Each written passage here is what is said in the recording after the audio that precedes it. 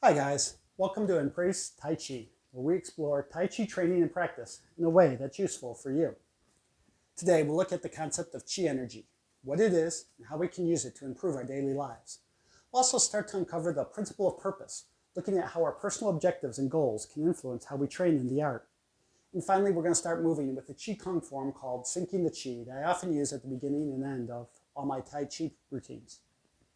But first, a quick joke. How many Tai Chi masters does it take to screw in a light bulb? 9. 1 to actually screw the bulb in, and 8 to stand around and complain about how it's formed or how we did it wrong. You see, although there are commonly accepted forms and principles, the actual ways that the forms are performed and the ways that the principles are interpreted can change depending on who's teaching and what they're trying to accomplish. When trying to understand Qi, we run into the same kind of problem. Now, we encounter this concept of Qi, or something extremely similar to it, in a variety of cultures throughout history. It's known as Qi, C-H-I, or Qi, Q-I, in traditional Chinese medicine. It's called Ki, K-I, in Japanese culture and philosophy. It was called Pneuma, or the breath of life, by the ancient Greek Stoics. And it's known as prana in Indian yogic teachings. It's also called mana by the Maori culture of New Zealand, and it could even be considered the Holy Spirit as described in the Bible. The word Qi itself is often translated as air or breath, or even as weather. In fact, I've been told that the Chinese logogram, the Hanji, or the character that represents the word Qi, depicts air like steam rising from a cup of tea. And this gives us a sense of the ethereal or otherworldly qualities that it has. Of course, these are all just words, labels. They don't really tell us what Qi is, and I suspect if you asked 100 different Tai Chi masters about it, you'd probably get 100 different answers. What's most important to your understanding of Qi is how you intend to use it. You might be using Tai Chi for health to restore and balance your personal energy. You might use it as a mindfulness exercise to relax and build focus.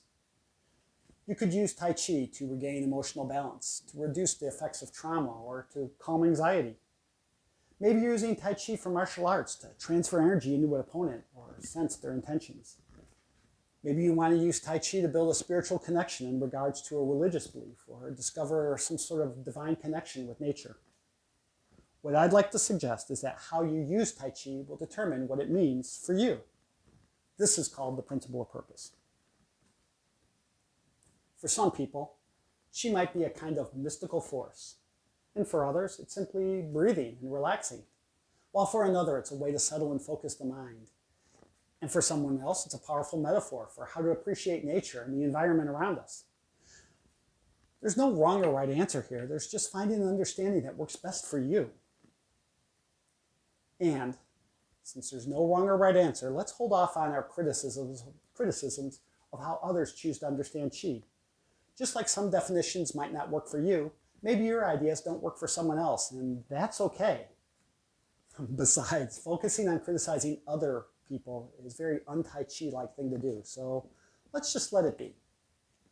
Now, with all that said, let me give you my definition of Qi, and maybe it'll help you at least understand where I'm coming from. For me, Qi is the quality of aliveness in anything or object. It's the stuff that gives life to something. Modern science has given us many great inventions, as well as incredible insight into our own biology and even an understanding of the cosmos around us. But the one thing it hasn't been able to do yet is create life. That's still a mystery to all of us. Now, here's a way to think of it. If you look at the difference between a rock and a plant, you could say that the plant has more Qi, or at least that the Qi in the plant is vibrating or circulating at a higher level. I do think that the rock, and everything for that matter, has some level of Qi.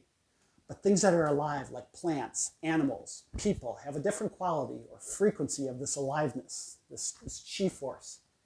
Even people can have different qualities of Qi. Imagine young children running and playing with boundless energy. Then imagine an elder who's more reserved with less energy and considerably more prone to injury or sickness. Think of a healthy athlete who's strong, quick, and agile, and compare that with a person who's ill, tired, or frail. For me, the difference in the quality of their chi balance. By learning to cultivate, store, and circulate this mysterious force, I believe we can improve our physical, mental, emotional, and even spiritual health. Whether we see chi as a mystical force, a notion that helps us relax and become more mindful, a metaphor that brings meaning into our everyday lives, or something that allows us to somehow commune with nature, we can use this concept to become healthier, happier, more balanced, and better connected to our authentic selves. How you choose to use chi will determine what it means for you. So, enough talk. Here's the thing. Chi isn't something that we're supposed to sit around intellectualizing about. It's really something we're meant to experience. If we really want to understand what chi is, then we have to feel it. So, let's try that now. What I'd like you to do, wherever you're at or when you get a chance, stand up, bring your feet about shoulder width apart in what's called the Wu Chi position. You're going to bend your knees, bring your shoulders back, relax your arms forward, keep your head up as though it's suspended from a string in the sky to the ceiling or to the clouds above you, and tuck your chin just a little bit. This will give you a nice straight stance. We're going to use our imagination for a moment and imagine that aliveness, that chi energy coming up from the ground. Now you can consider that to be an actual metaphysical force that comes up from the ground, or it can just be something that you visualize, an idea, a concept that helps you relax and become more aware and more in tune with your own body. But from here, bring those knees forward over your toes. Imagine that chi energy bubbling up like water coming up from the ground. It's coming up from your legs all the way up to the crown of your head, and it's going to cascade down to what we call the Dantian, the center, your core, the sea of chi, they call it. It's about 2 inches below your belly button, right in the center. You also find this concept with the chakra in yoga. You can think of it as a place that's actually metaphysically holding this chi energy. You can also think of it as the place where you hold your convictions, your beliefs, your thoughts, your center. And of course, it's the center. It's where your center of balance is. So it's the middle of you.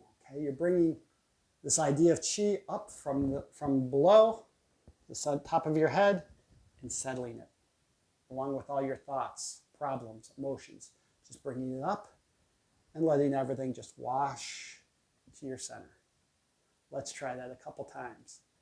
Bend the knees, relax the shoulders, and imagine that chi liveness coming up to the top and down to your Dantian, your center. Now, if you're a more masculine person, that energy is going to want to come up from the yang meridian, the masculine meridian. So it's going to come up the backs of your legs to your spine, all the way up top of your head, coming down the forehead, down the nose, to the lips, and then it's going to transfer into the yin meridian. This is called the Renmai. It's going to come down your throat, through the heart, all the way down to the Dantian. If you're a more feminine person, it's going to want to come up through the yin meridian. So it's going to come up the fronts of your legs to your center, the center of your body, all the way up into the Du meridian, the governor vessel, the yang meridian. It's going to come up to the top, come all the way down your spine, back down through your legs, and come up right to the Dantian.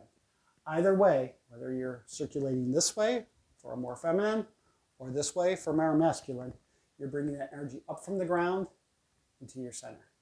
So let's try that a couple times. Relaxing, bending the knees, shoulders back and forward, head tall, breathing in, bubbling up. Follow your direction to the top. Relax, bring it down. Breathe out. To the Dantian, to your center. Again, bring it up, bubble it up through the legs, all the way up the body, breathing in, breathing in, breathing in to the top. Relax, let it settle. Let your mind settle. Let your emotions settle. Let your spirit settle. And hold it right there at your center. Very nice. Now we're getting all that good earth energy up. But we've got all this sky energy, all this celestial energy from the heavens, from the stars, from the sun, the moon, all that energy from nature around us. We're going to gather that with our arms. Like we're giving the whole world a great big hug, as though we're collecting like cotton balls, just soft cotton. Bringing it in and settling it down to the Dantian. Let's do them both together. Let's bubble that chi up from the ground. At the same time, gather all that sky energy, sky chi, fold it in, settle it. Breathe out. Breathing in, gathering earth, gathering sky. Hold it, settle it.